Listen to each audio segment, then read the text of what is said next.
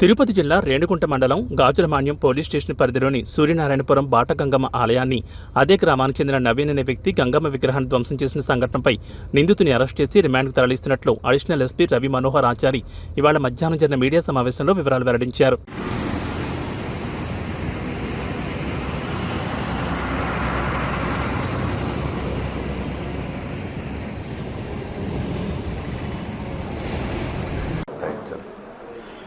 సరే, నిన్న మధ్యాహ్నం 2 గంటలకు సూర్యనారాయణపురం దగ్గరలో ఉన్నటువంటి బాటగంగమ్మ టెంపుల్లో ఒక ముద్దాయి,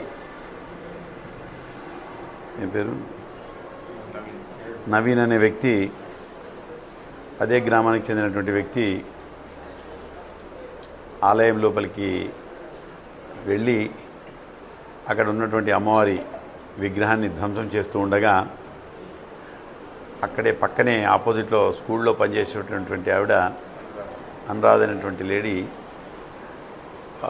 వీడు ఈ ముద్దాయి ఆ అమ్మ దాన్ని ధ్వంసం చేస్తూ ఉంటే పోయి అడ్డుకొని, ఎందుకు ధ్వంసం చేస్తున్నారు, ఇది దేవుడిది కదా అని అన్నందుకు ఆమె మీద దౌర్జన్యం చేసి ఆమెను భయభ్రాంతులకు గురి చేసి మళ్ళీ తిరిగి ఆమె ముందే ఆ అమ్మవారి విగ్రహాన్ని తిరిగి ధ్వంసం చేయడం జరిగింది.